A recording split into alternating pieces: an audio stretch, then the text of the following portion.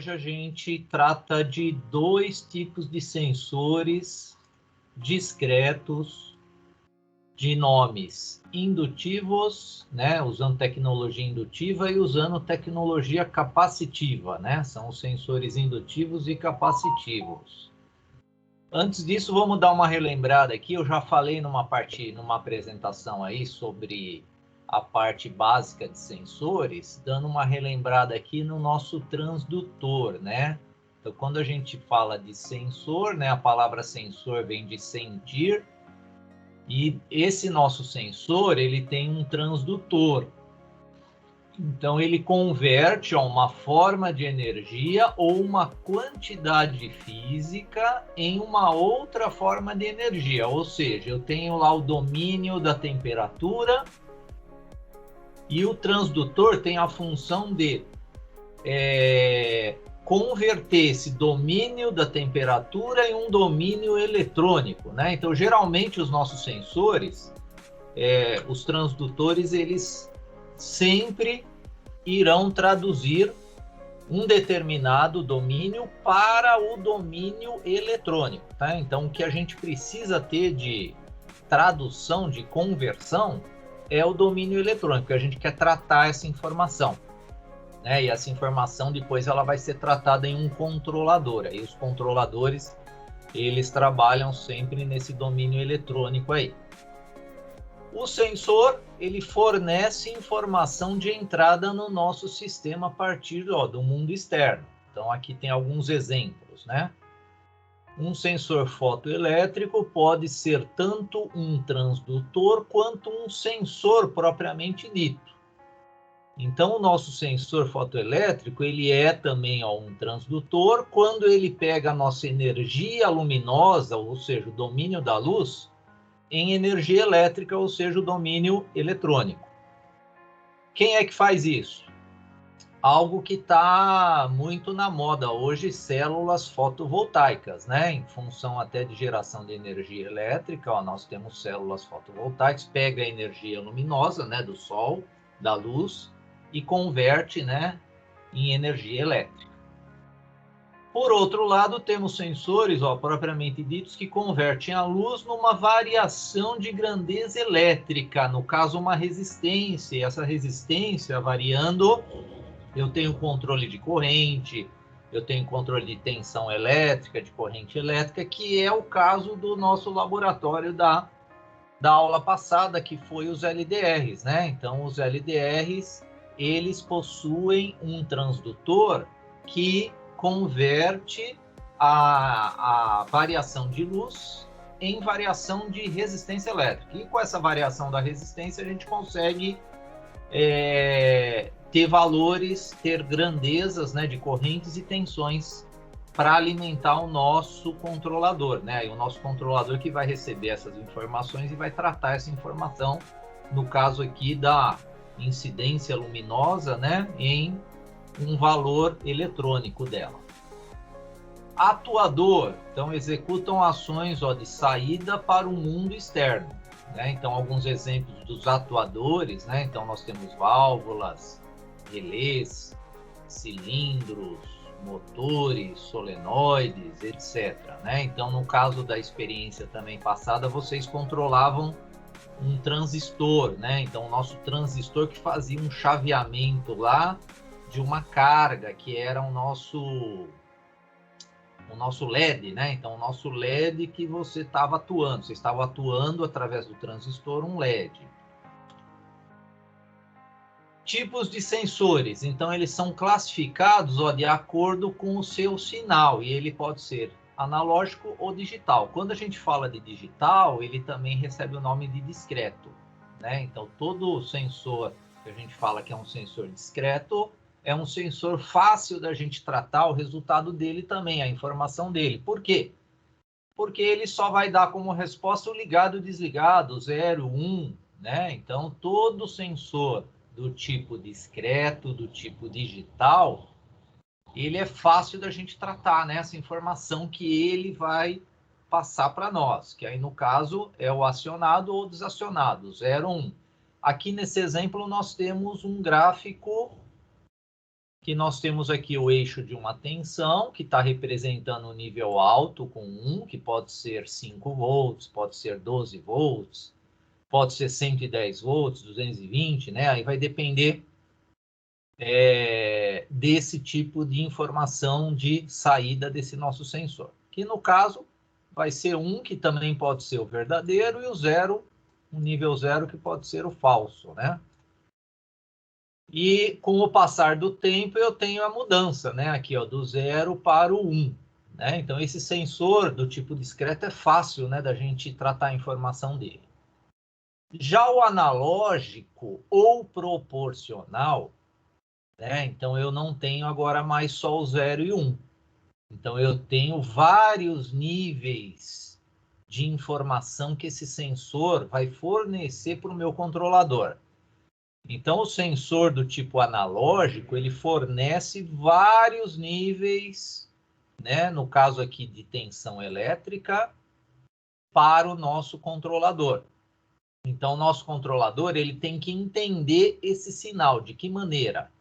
Para cada nível de tensão, ele vai fazer uma conversão por um determinado código binário, porque o nosso controlador, ele vai processar a informação analógica, mas diretamente analógica ele não consegue processar essa informação. Ele precisa pegar essa informação, esse nível de tensão, e transformar em um código binário, né? Uma sequência aí de zeros e uns. Né? Então, aí, claro que quanto mais bits, quanto mais zeros e uns, eu tenho mais códigos para ter de amostragem aqui desses níveis de tensões. Né? Então, para cada nível desse, o nosso conversor, no caso aqui, quem transforma esse sinal analógico para um código digital é o nosso conversor AD, que chama. Né? Então, é um circuito digital que pega também através de um comparador de tensão, ele consegue pegar um nível de tensão analógica e transformar em um nível digital, que vai ser uma sequência de bits, zeros e uns. Esse tipo de sensor que gera esse sinal, né? Então ele é um sinal que exige um tratamento melhor dessa informação, né? Não é tão fácil para a gente implementar, né, os sensores de tipos analógicos aí nos nossos controladores. Tipos de sensores. Então, nós temos vários tipos, né, de sensores. A ideia, claro, da nossa disciplina é estudar todos esses tipos de sensores. Hoje a gente vai focar o estudo no sensor indutivo e no sensor capacitivo. Tá? Então, indutivo, ó, são sensores que trabalham com o campo eletromagnético. Portanto, detectam apenas materiais ferromagnéticos. Os capacitivos, eles trabalham com o princípio da capacitância. Então, eles conseguem detectar, ó, todos os tipos de materiais. E nas aulas futuras, aí a gente vai focar também nos fotoelétricos. Tem bastante coisa para falar de fotoelétrico, de ultrassônico também, né? Então, os fotoelétricos trabalham com emissão e recepção de luz. Os ultrassônicos, reflexão de feixes de ondas acústicas, né? São as ondas mecânicas, né? A própria voz humana, ela é um tipo dessa onda acústica aqui, né? A voz humana, ela é uma onda acústica, uma onda mecânica. Então, mas hoje, pessoal, o foco está aqui, tá? Indutivo e capacitivo. Então, quando a gente fala de um sensor indutivo e de um sensor capacitivo do tipo discreto, significa que ele vai trabalhar com on e off, ligado e desligado, né? 2 níveis, porque ele é discreto. Então, vocês lembram que os sensores discretos, eles são os sensores digitais. Então, no nosso caso hoje, ó, os indutivos e os capacitivos, a gente vai trabalhar do tipo discreto, que ele vai dar como resultado o ligado e o desligado apenas. Os óticos e os ultrassônicos também trabalham, né, com o tipo discreto, que a gente vai estudar isso aí em outra aula, tá? Em aulas futuras aí. Hoje o foco, então, está aqui nos indutivos e nos capacitivos. Então, indutivo, já falamos, campo eletromagnético, capacitivo, campo elétrico. Então, falando aqui dos indutivos, olha só, aqui nós temos já uma imagem de um sensor indutivo. Então, ele tem como elemento, ó, um sensor, né? E esse sensor é uma bobina que gera um campo eletromagnético de alta frequência. A indutância varia com a proximidade de materiais ferromagnéticos. Então, vamos entender o que nós temos aqui dentro desse sensor aqui. Antes, vamos falar de algumas vantagens dele, né? Então, ele tem boa resistência aos ambientes industriais. Então, equipamentos que trabalham em ambientes industriais é um bom sensor, né, para a gente trabalhar. Não possui contato físico com o objeto. Então, ele trabalha por aproximação. Eu não tenho contato físico, né, para ele ser acionado. Não preciso ter o contato físico para o acionamento dele, para que ele consiga detectar o objeto. Estático.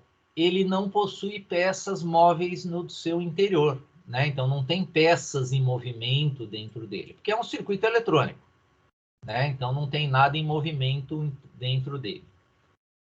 Maior vida útil, independente do número de detecções, porque eu estou trabalhando com um circuito eletrônico e vocês sabem que a durabilidade dos circuitos eletrônicos, se for bem projetado, claro, né, é muito maior que os sistemas mecânicos, né? Então, o sistema mecânico sempre vai exigir manutenções, né? Todo tipo de sistema mecânico.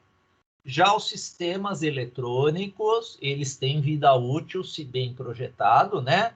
Quase que, né? Você não vai ter mais problema nenhum com os sensores do tipo eletrônicos, né?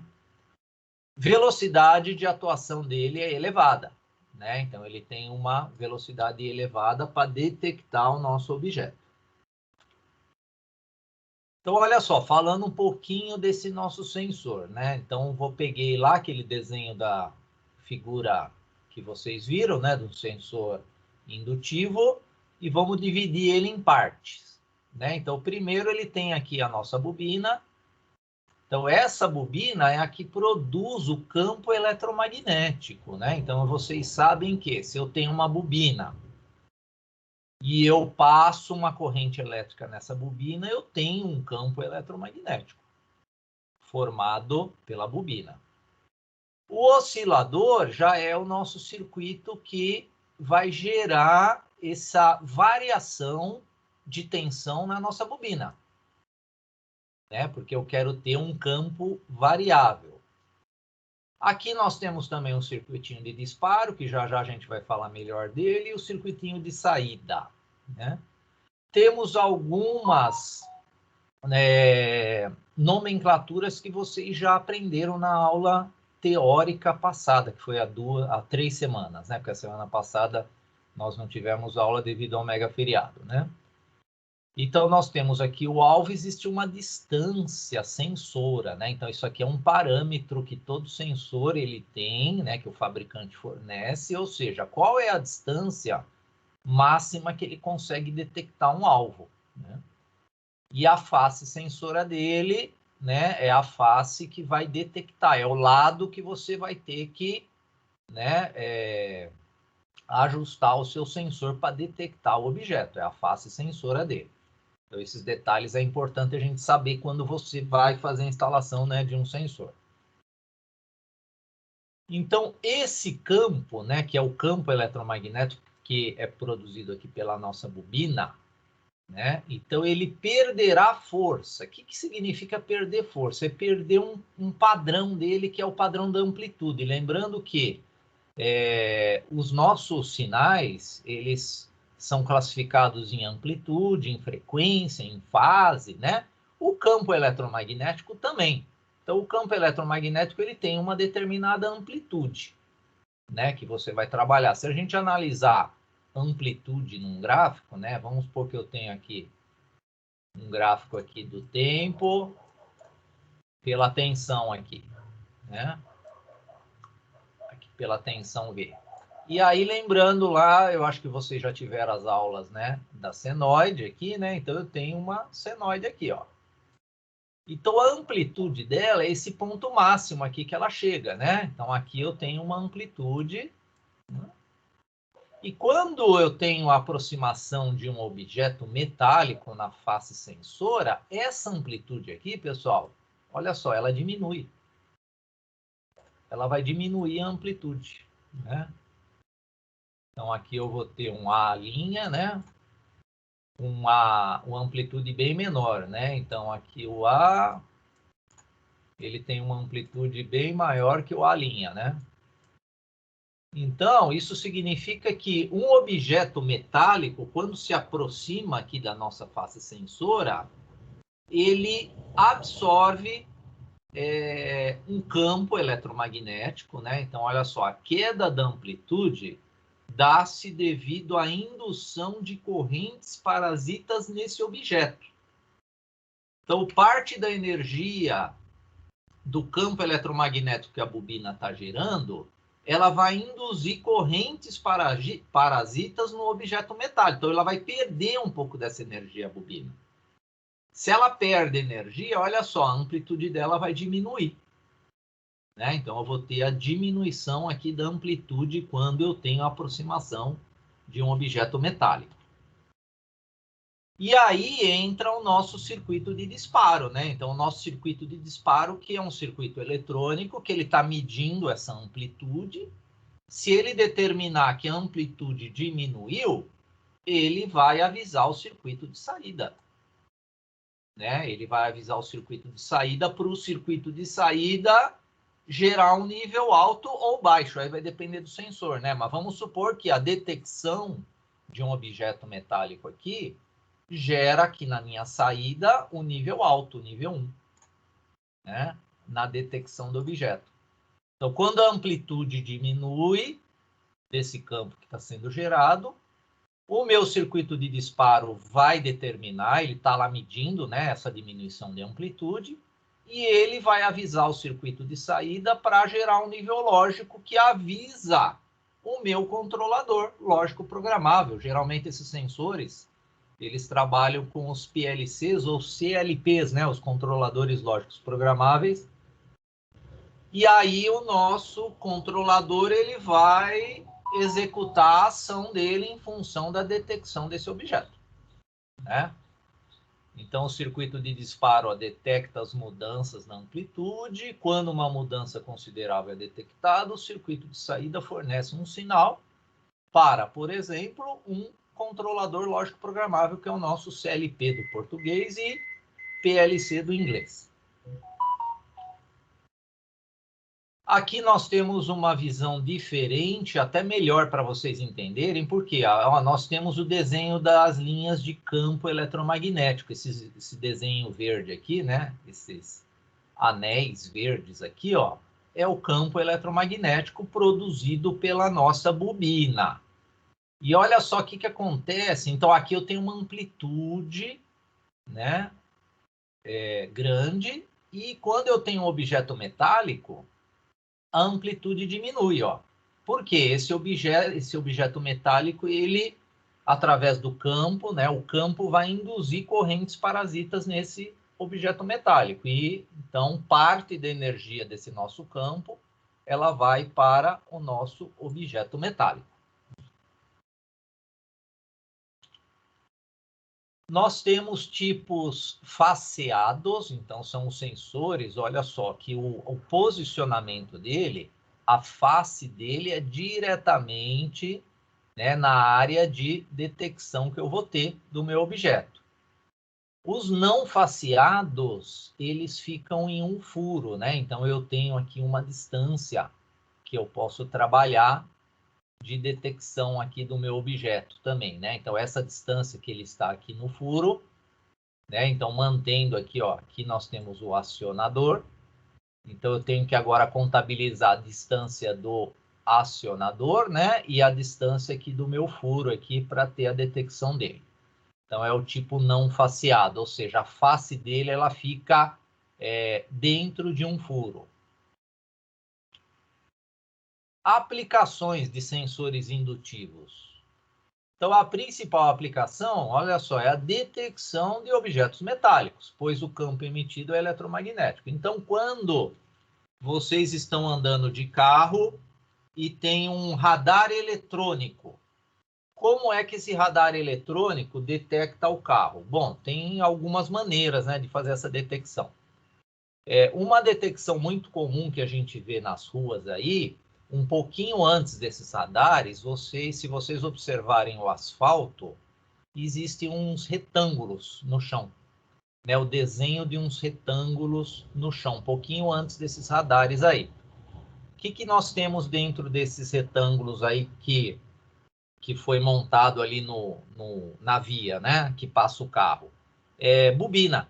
Então, nós temos as bobinas indutivas dentro do asfalto. Então, quando o carro ele passa por uma bobina e ele passa na segunda bobina, a diferença da bobina 1 para a bobina 2 gera um tempo. Esse tempo determina a velocidade que está o carro. Né? Então, esse radar ele está detectando a velocidade do carro. Geralmente tem 3, né, bobinas. Né? Então, o terceiro ele confere realmente a velocidade do carro. Né? Então, você tem 3 sensores indutivos que detectam a velocidade do carro. E o carro é metálico, né? A bobina está gerando aquele campo eletromagnético.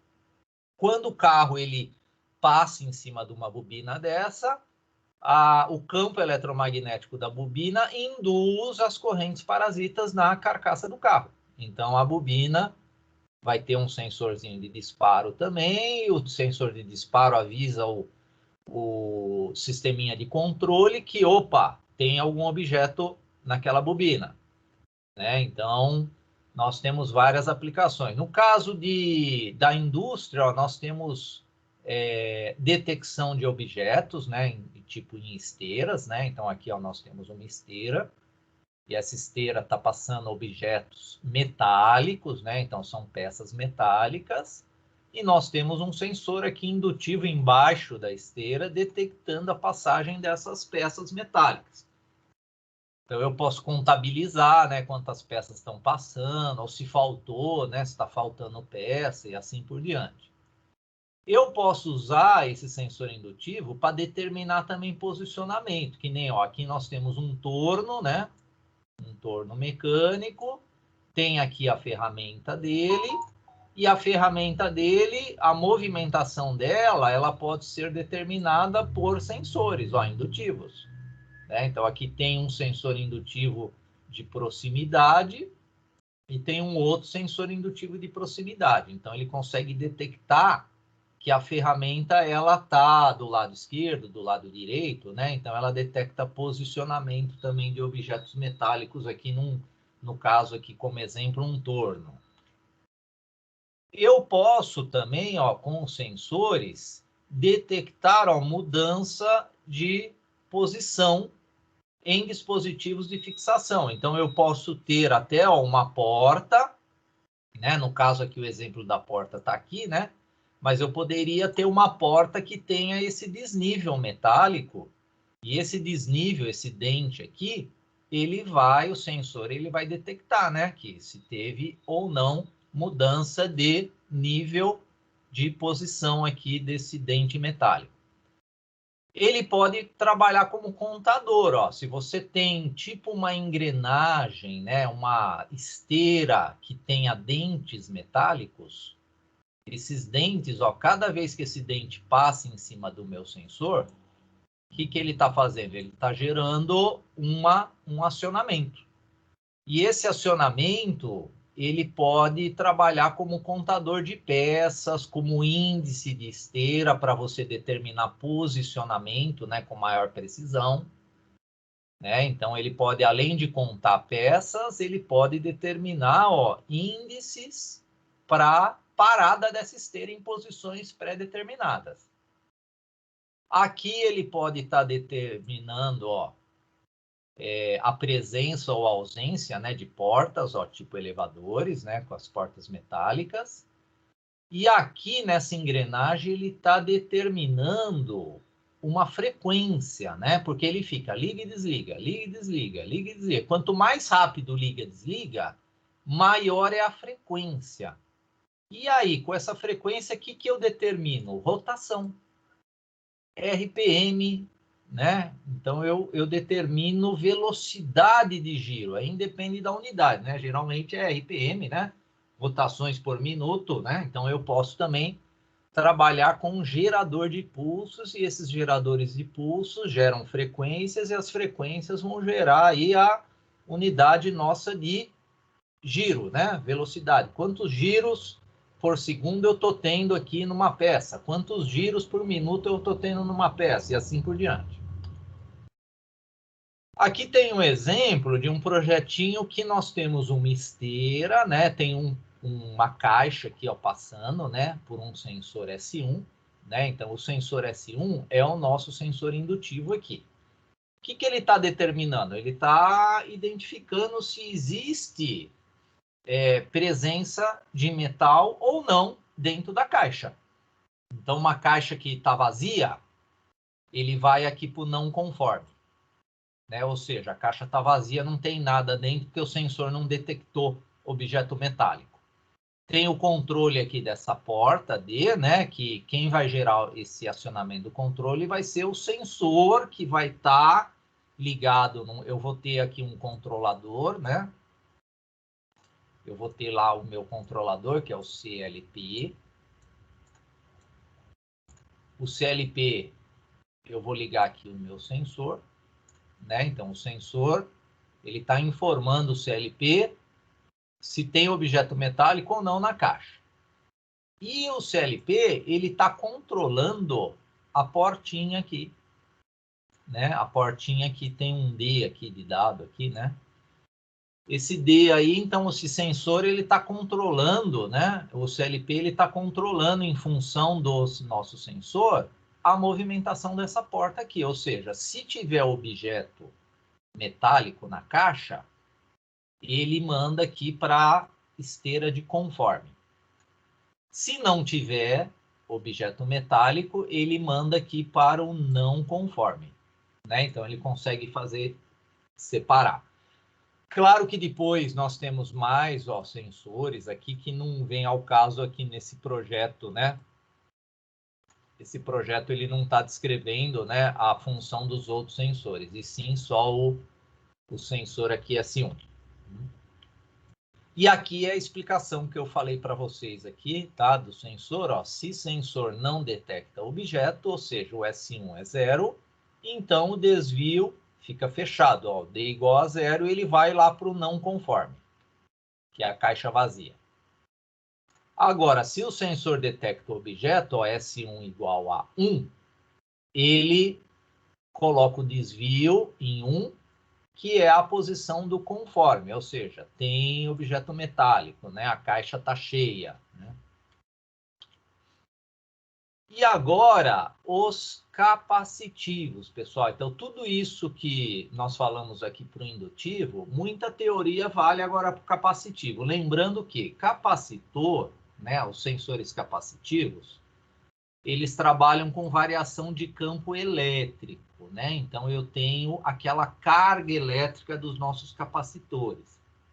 Já o indutivo é o campo eletromagnético, né? Então, eu tenho um sensor que atua com um campo eletromagnético e um outro sensor, que é o capacitivo, que são com as cargas elétricas. O aspecto dele, ó, é idêntico ao indutivo, né? Então, se vocês olharem os sensores, né, eles têm fisicamente, eles são parecidos, né? Tanto o sensor indutivo quanto capacitivo, né? Estou comparando esses dois sensores, né, com o aspecto físico. Então, os sensores capacitivos, ó, eles são capazes de detectar a aproximação de objetos sem a necessidade também de contato físico, que nem os indutivos, porém com o princípio de funcionamento baseado na variação da capacitância, né? Então, aí nós temos a variação da capacitância. Nesse caso, ó, o elemento sensor é o nosso condensador, que é o capacitor. cuja capacitância varia com a aproximação de qualquer material. Agora, qualquer material, ele vai alterar a capacitância desse meu sensor. Princípios de funcionamento. Os sensores capacitivos operam baseados no princípio da capacitância de maneira similar às placas de um condensador. Então, olhando a teoria dos capacitores, é essa teoria aqui. Eu tenho duas placas planas, paralelas, uma com a outra. Eu ligo um terminal em uma placa, ligo um terminal em outra placa e tem uma distância aqui que eu coloco entre essas placas. Nessa distância, eu posso também preenchê-la com elementos dielétricos, elementos isolantes, que vão fortalecer esse campo elétrico. E lembrando que uma placa neutra, né, uma placa que não possui carga elétrica, significa o quê? Que não existe nem próton nem elétron? Não. Existe prótons e existe elétrons na mesma quantidade, né? Então, quando eu tenho uma placa que ela não tem carga elétrica, significa que a quantidade de prótons é igual à quantidade de elétrons. Agora, quando eu consigo tirar os elétrons de uma placa e passar para uma outra placa, ou seja, eu deixo aquela placa com mais carga de elétrons, ou seja, cargas negativas, e a outra com menos elétrons, elas viram positiva, aí eu vou ter um desenho desse aqui, né? Que é uma placa, ele está me representando com mais. Então, a carga dessa placa aqui, ela é uma carga que tem predominante, né, os prótons, né? Então, eu tenho a quantidade de prótons bem maior, por isso que ela tem uma carga positiva. A representação do menos aqui, né, o Q menos, significa que essa placa aqui, ela tem menos prótons, ou seja, ela possui mais elétrons, por isso que ela adquiriu cargas negativas. Então, se eu tenho uma placa carregada com carga positiva e uma carga carregada com carga negativa, eu tenho aqui o meu elemento condensador. Né? Então, esse meu elemento, ele consegue armazenar carga elétrica. É diferente da bobina, né? Que a bobina, ela armazena campo eletromagnético. O condensador ou capacitor, ele armazena carga elétrica. Então, os sensores capacitivos operam baseados no princípio da capacitância, né? De maneira similar às placas de um condensador, que são essas aqui. Ele também possui o oscilador, que gera o nosso campo eletrostático agora, né? Então, agora o nosso campo, ele se chama campo eletrostático. O alvo, né, que é o objeto a ser detectado, né, esse aqui, age como uma segunda placa do condensador. Então, olha só, o nosso oscilador, ele trabalha como se fosse uma dessas placas aqui, ó, né? E o nosso alvo como uma segunda placa. E aí eu vou ter a minha distância, né? A distância D aqui desse desenho das placas de um condensador é essa distância sensor aqui. E aí eu consigo, em função dessa distância, em função do tamanho desse alvo aqui, mudar a quantidade de carga elétrica que eu tenho. E o meu oscilador, através de um circuito de disparo, vai detectar essa mudança. E o circuito de disparo gera, no meu circuito de saída, um nível alto ou um nível baixo, né?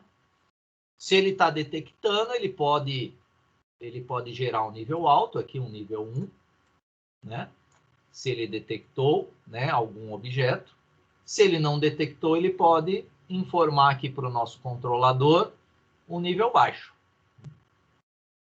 Então, um campo elétrico, ele é produzido entre o alvo e o sensor, né? Então, eu vou ter aqui agora um campo elétrico, né, entre o alvo e o sensor. E esse campo que vai alterar e o nosso circuito de disparo que vai determinar essa alteração de campo eletrostático das cargas elétricas. Como a amplitude da oscilação aumenta, né, há um aumento da tensão do circuito do oscilador.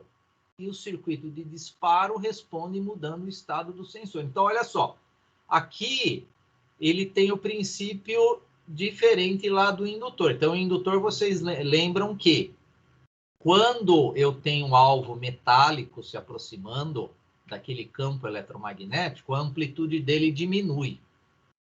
Aqui não.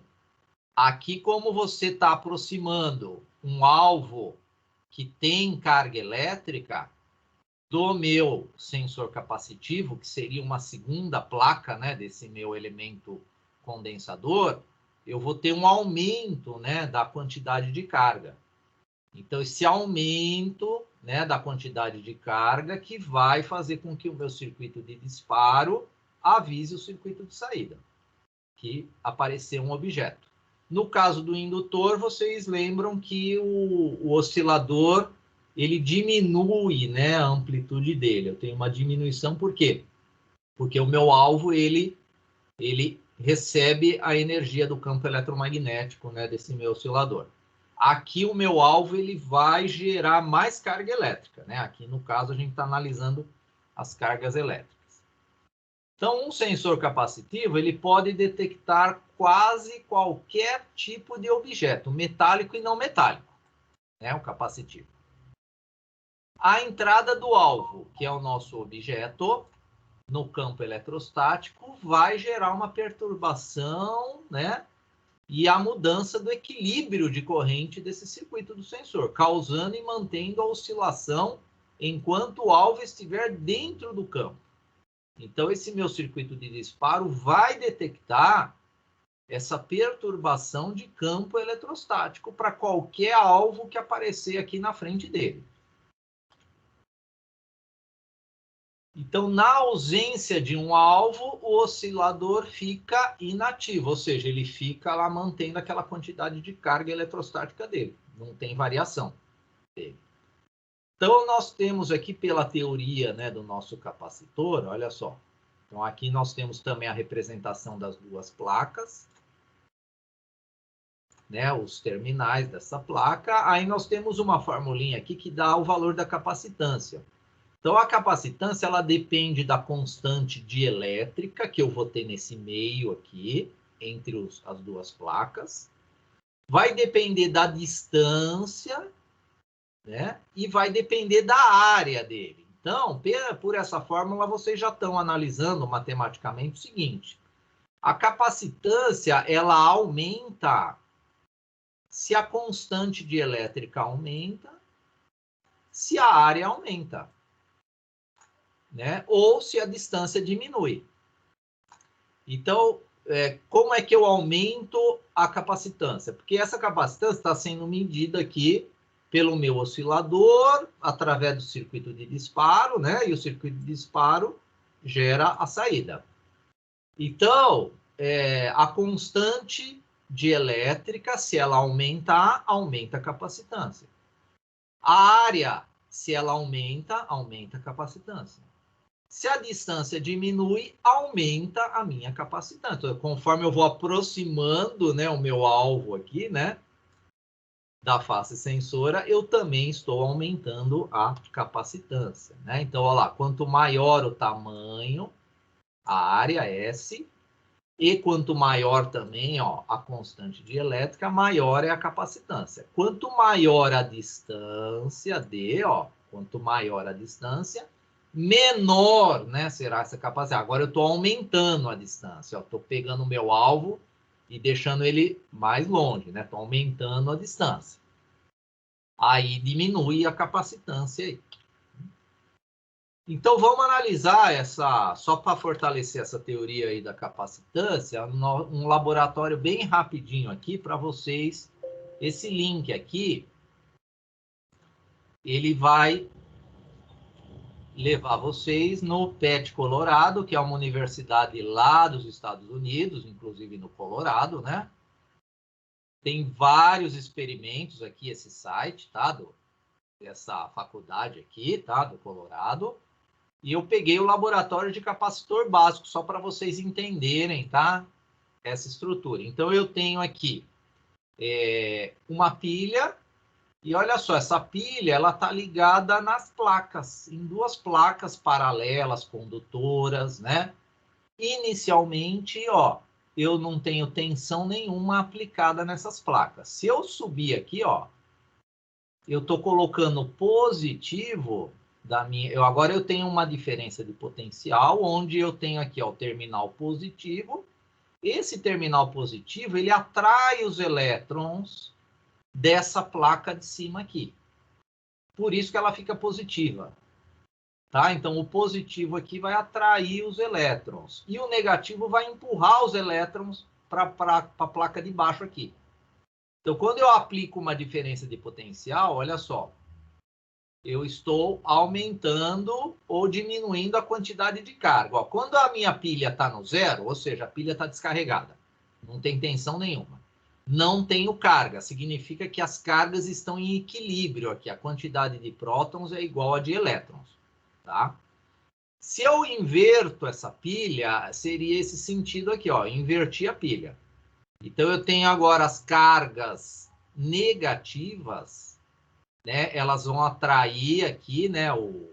Aqui, na verdade, eu tenho as cargas, os elétrons saem aqui da placa inferior, e eu tenho essa placa inferior com carga positiva. E a de cima, eu tenho a quantidade de elétrons maior que a de prótons. Por isso que ela fica negativa. Então, tem esse primeiro estudo aqui, né? Um segundo estudo desse nosso laboratório é o seguinte, ó, eu carreguei as placas. Agora eu vou desligar a minha pilha. Ó, eu vou desligar a pilha. Desliguei a pilha do circuito. Olha só, as placas continuam carregadas. A de cima com carga positiva, a de baixo com carga negativa. Tá? Então, eu vou ligar agora as pilhas. E olha só, nós temos aqui em cima um medidor de capacitância. Então, olha só, eu tenho 0,30 picofarad. O que acontece se a gente aumentar a distância? Olha só, estou aumentando agora a distância entre as placas. Olha só, a capacitância diminui. Né? Então, seria o meu alvo, ele está se afastando do meu objeto, a capacitância diminui. Se o meu alvo está se aproximando lá do meu sensor, olha só, a capacitância começa a aumentar. Olha só.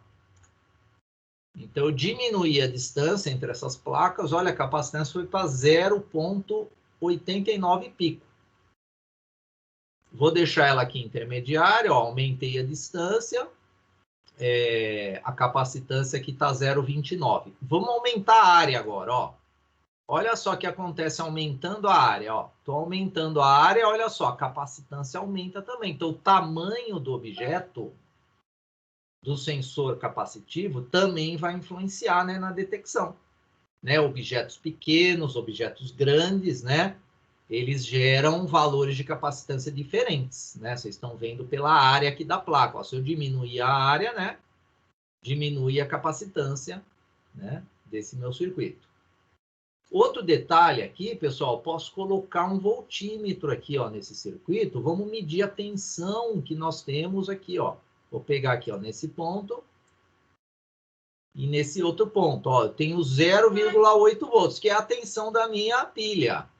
Então, a carga ela vai gerar uma tensão máxima, que vai ser a tensão que está alimentando, né, esse meu condensador. Que, né, eu coloquei no máximo agora, 1,5 volt. Por isso que o meu voltímetro está medindo 1,5 volt. Agora eu vou mudar só aqui essas pontinhas de prova para a gente desligar, né, o nosso circuito. Ó, desliguei o circuito, ó, eu continuo com a tensão no medida, a tensão elétrica agora, né? Agora nós estamos medindo a tensão elétrica desse nosso condensador. Então ele está armazenado, tem uma tensão armazenada aqui nele. Olha só, se eu aumento a distância, olha só, minha tensão aumenta. Se eu aumento a área, olha só, minha tensão agora diminuiu. Diminuo aqui a distância, olha só, a tensão também vai diminuir. Se eu fizer a carga agora novamente dele, ó, eu volto a ter, ó, a mesma tensão da minha pilha. Então eu carreguei mais ele, né, com uma área maior, porque agora a minha área está maior, né, da minha placa, e a distância está menor. Então essa seria a máxima carga que eu posso ter nesse simulador. Colocando a tensão aqui no máximo, colocando a área no máximo e a separação no mínimo. Então está gerando uma capacitância de 1,77 picofarads. Né? Se eu abrir o meu circuito, ó, eu mantenho, né, essa minha tensão. Se eu aumento a separação, olha só, estou aumentando aqui a separação dela, a capacitância está diminuindo, né? A tensão ela vai aumentar. Se eu diminuir a área aqui da minha placa, olha só, como eu tenho armazenado aqui uma quantidade de carga elevada, vocês viram que até a densidade agora de carga, olha só, você nem visualiza mais o que é a simbologia, né, do mais e aqui embaixo do menos, porque você concentrou, né, uma quantidade de carga numa área menor, por isso que a tensão também aumentou. Então esse simulador, pessoal, dá para vocês aplicarem essa teoria aí que eu estou falando aí para vocês, tá? Dos nossos sensores do tipo capacitivo. É só entrar nesse link aqui, no caso aí, para fazer a simulação do que é o laboratório de capacitância, tá?